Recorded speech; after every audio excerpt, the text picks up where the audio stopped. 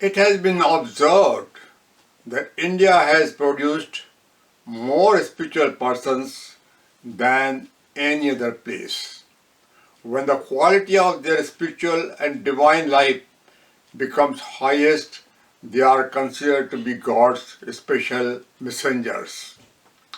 In the 15th century, India had the good fortune to produce yet one more saint of sterling spiritual qualities. Guru Nanak, the founder of the new faith of Sikhism, was born in Punjab in 1469. He was a man of rare virtues. He taught truthfulness and unity amongst the Hindus and the Muslims. Once again, in his own unique style, he reminded the people of the ancient Upanishad teaching that God is but one.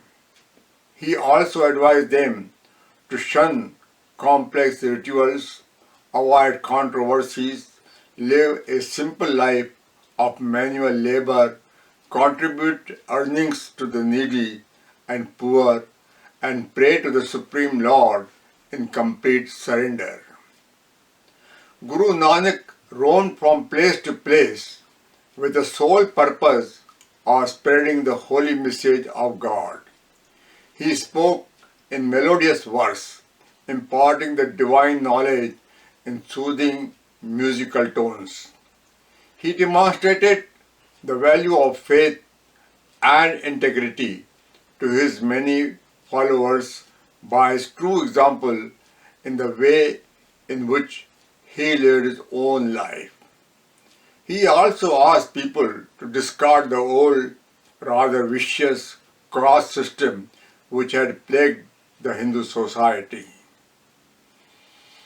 The followers of Guru Nanak, who was himself born as Hindu, adopted his teachings and established the new faith of Sikhism.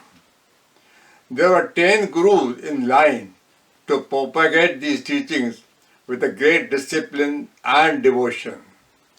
The 10th and the last guru was Sri Guru Gobind Singh, who had to fight many wars with the Mughal emperors. Gurus always taught peace from the time of Guru Nanak, but submitting to injustice and unrighteousness is not peace, it is cowardice. It is not virtue, it is vice. Guru Gobind Singh inspired a small community of the Sikhs, both with courage and spirituality, to fight for justice and righteousness. He created the Khalsa cadre, the pure, and he suffixed each Sikh name with Singh, the lion. The sacrifices of the Singhs in these wars have been legendary. After the 10th Guru, Gobind Singh, the mantle of leadership, and as ordained by him, rested with the most sacred scripture of the Guru's teaching, Sri Guru Granth Sahib. Such was the unique attitude of the Sikh Gurus that in spite of so many atrocities committed on them by the Muslim rulers, this living scripture, the Guru Granth Sahib, contains the writings of 3 Muslim authors. This holy book has the collective writings of as many as 36 contributors from all different sections of Indian society, and only 6 among them are the Sikhs. This indeed would be unparalleled in the annals of any religion in the world. All the teachings in the Guru Granth Sahib are presented as poetry, which are then rendered in classical tunes, ragas, to make them most inspirational. The Guru's eternal message, Ik Onkar, God is one, reverberates throughout the Holy Scripture. Sikhs all over the globe, who now number 23 millions and constitute the 5th largest religious group, worship this holy scripture with a reverence and honor that no other scripture or a living person could ever command. The association of the Sikhs and the Hindus is like that of the blood brothers. Sri Guru Gobind Singh fought all his life to save the Hindu religion. Many Hindus and Sikh families are closely intertwined. In spite of periodic discord and disunity, the Guru cemented the relationships with blood of sacrifice. Sikhism literally means learning. Gurus taught their disciples to always be willing to learn. Compassion is given a very high place by the Gurus. Without compassion, the religion itself would be meaningless. Some people become moralists, but without compassion, without love and tenderness, they gradually would become more and more strict, authoritative, dry, and dictatorial. Compassion or daya is pivotal in religion or dharma. Virtue is given the uppermost position in Guru's teachings. Without virtuous behavior, all the wealth, power, and technology would lead us on the wrong path of terror and destruction. We are often advised to accept both the success and the failure in equal manner. This in practice is very difficult. Gurbani, the sacred teachings of the Sikh Gurus, teaches us a simpler and easier method. We must pray to the Lord for redemption in time of difficulty and distress, and we must express gratefulness to the God when we receive a bounty of favor. In both the profit and the loss, we must learn to remember and communicate with God.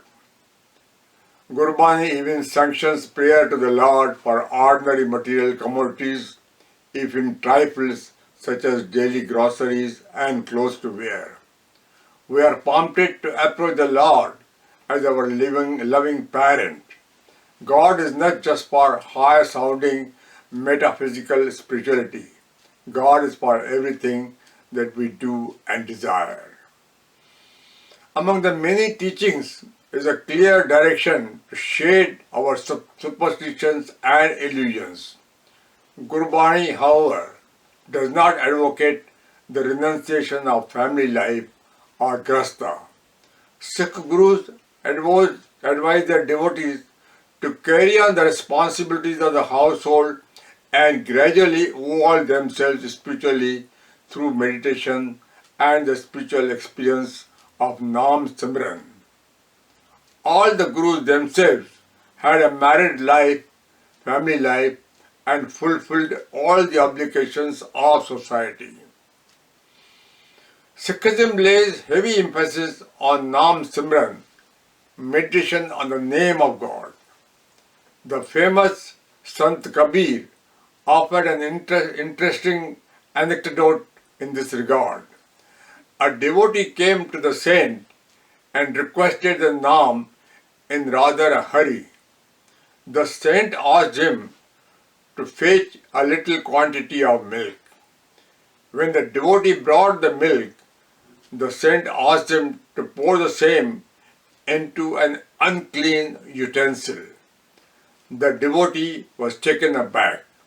Sant Kabir then told him that if he were so concerned about pouring a small quantity of milk of little value into an unclean vessel, how it would be proper to pour the priceless article of Nam into a person who had collected the dirt and rubbish of so many births. One must first cleanse oneself of all impurities before taking the Nam, the name of the Lord. After the epic wars of Ramayana and Mahabharata, the Hindu community leaned more towards non-violence. Jainism and Buddhism had significantly influenced the community to maintain peace at all costs. The teaching of Hindu scriptures, Srimad Bhagavatam, etc., also impelled not to fight and battle, but rather continue to do good and let God take care of any injustice and wrong actions of theirs. Sri Guru Gobind Singh instead taught that confronting and challenging the evil is a God-given duty after all the efforts to maintain peace and are exhausted. A war may be fought as an inevitable choice. Even though Sikh Gurus fought under the banner of their own Guru and as Sikh warriors, it did have the most momentous and significant effect on the Hindu side. Later, another stalwart Maratha king Chhatrapati Shivaji dared and challenged the Muslim ruler. The mighty Mughal empire soon disintegrated and collapsed. Hindus who had become more submissive and docile learned their lesson. Confronting and opposing the evil became a divine responsibility. In many instances, Sikh warriors had helped and saved Hindu families from dishonor and shame, from cruelty and brutality. In return, Hindu families often bestowed one or more of their sons to become Sikhs. Hindus and Sikhs grew intertwined, even marrying into each other. Undoubtedly, there have been occasional clashes too, but the Gurus have cemented the two with their sacred blood. These clashes are more like family feuds.